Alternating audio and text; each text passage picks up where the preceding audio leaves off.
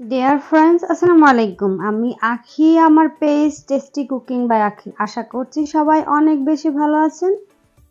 আজকে আবার নতুন একটা রেসিপি নিয়ে হাজির হয়েছি। আমার আজকের রেসিপি হচ্ছে মাছের ডিমের কোফতা কারি।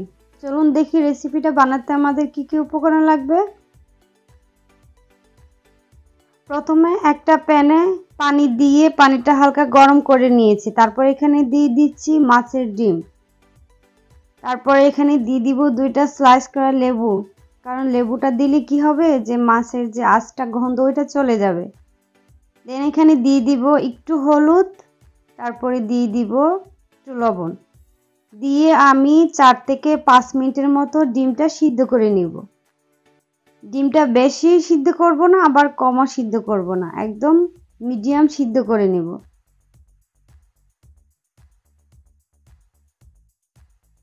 এখন ঢাকনা দিয়ে তারপরে 2 থেকে 3 মিনিট রান্না করে নিলেই দেখবেন ডিম সিদ্ধ হয়ে গেছে।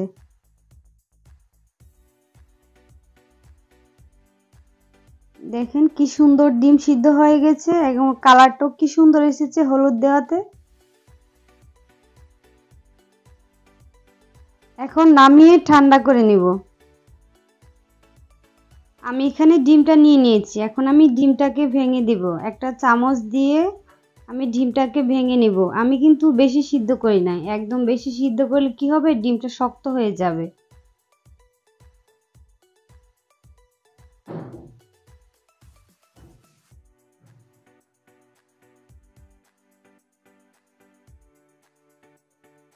একদম ভালোভাবে ডিমটাকে ভেঙে নিব।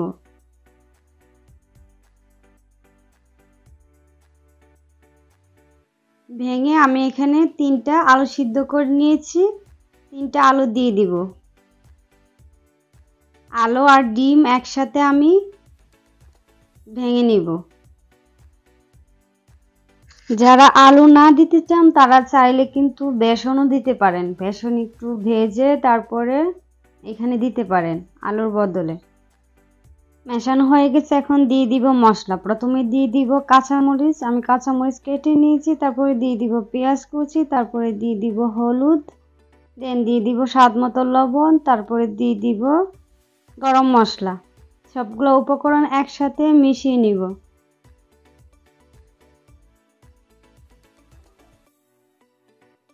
মেশানো হয়ে গেলে এখানে আমি দিয়ে দিবে 1/2 চা চামচ রসুন এবং 1/2 চা চামচ আদা পেস্ট দিয়ে তারপরে আবার ভালো করে মিশিয়ে নিব। দেখেন এখানে বলাকারে করে নিয়েছি। আমার ওই ফুটেজটা কেটে গিয়েছে তাই দেখাতে পারি নাই।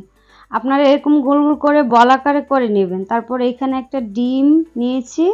এখানে একটু লবণ দিয়ে ডিমটাকে ভালো করে ফেটিয়ে নিতে হবে। ডিমটা ফেটানো হয়ে গেলে আমি এখান থেকে একটা একটা ডিমের বল নিয়ে ঘুরিয়ে ঘুরিয়ে চারিদিকে লাগিয়ে নিব। লাগানো হয়ে গেলে আমি চুলায় একটা প্যান বসিয়ে তেলটা গরম করে নিব। তারপরে একে একে বলগুলা দিয়ে দিব। বলগুলা দিয়ে আমি 1 মিনিট পর পরে বলগুলোকে উল্টিয়ে পাল্টিয়ে ভেজে নিব। ডিম না দিলে কি হবে, মানে বলগুলো ভেঙে যাওয়ার সম্ভাবনা থাকে, তাই এভাবে ডিম দিয়ে কুট করে নেবেন।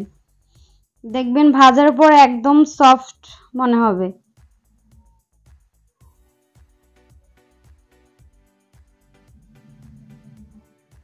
এই যে দেখেন আমার ডিমগুলো কি সুন্দর ভাজা হয়ে গেছে। এখন উঠিয়ে নিব।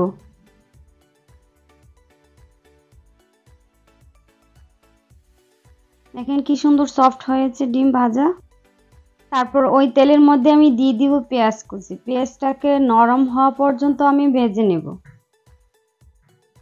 যখন নরম হয়ে আসবে তখন আমি এখানে দিয়ে দিব আদা বাটা 1/2 চা চামচ আর রসুন বাটা 1/2 চা চামচ, দেন দিয়ে দিব পেঁয়াজ বাটা 1/2 চা চামচ, দিয়ে আমি 2 মিনিটের মতো ভেজে নিব। যখন দেখব যে এটার গন্ধটা চলে গেছে তখন আমি এখানে দিয়ে দিব একটু পানি। পানি দিয়ে তারপরে সব মশলা একে একে দিয়ে দিব। প্রথমে দিয়ে দিচ্ছি হলুদ, তারপরে দিয়ে দিচ্ছি মরিচ, দেন দিয়ে দিচ্ছি ধনিয়া, তারপরে দিয়ে দিচ্ছি জিরার গুঁড়া, তারপর স্বাদ মতো লবণ। দেন দিয়ে দিচ্ছি টমেটো পেস্ট। আমি 2টা টমেটো পেস্ট করে নিয়েছি। তারপরে টমেটো পেস্ট দিয়ে ভালোভাবে আমি মশলাটাকে কষিয়ে নিব। এখন আমি ঢাকনা দিয়ে 3 থেকে 4 মিনিটের মতো মশলাটাকে কষিয়ে নিব। এই যে দেখেন আমার তেলটা যখন উপরে ভেসে উঠবে তখন বুঝবেন যে মশলা কষানো হয়ে গেছে। মশলাটাকে ভালোভাবে কষিয়ে তারপর এখানে আমি দিয়ে দিব ডিমের কোফতাগুলো। আমি এখানে রুই মাছের ডিমের কোফতা করেছি। তারপরে এখানে একটু পানি দিয়ে তারপরে আমি 5 থেকে 6 মিনিট রান্না করলে কিন্তু আমাদের রান্নাটা হয়ে যাবে। আমি পানি দিয়ে তারপর ঢাকনা দিয়ে ঢেকে রান্নাটা করে নিব। এই যে দেখেন এখানে আমি দিয়ে দিব 4 থেকে 5টা কাঁচামরিচ,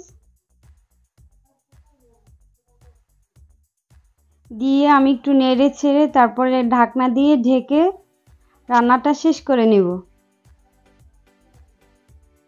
এই যে দেখেন আমার মাছের ডিমের কোফতা রান্না হয়ে গেছে। আশা করছি আপনাদের কাছে ভিডিওটা ভালো লেগেছে। যদি ভালো লেগে থাকে তাহলে অবশ্যই বাসায় এভাবে ট্রাই করবেন। আর আমার চ্যানেলটাকে সাবস্ক্রাইব করে পাশে থাকা বেল আইকনটি অন করে রাখবেন নিত্য নতুন ভিডিও পাওয়ার জন্য। সবাই ভালো থাকবেন, সুস্থ থাকবেন। আল্লাহ হাফেজ।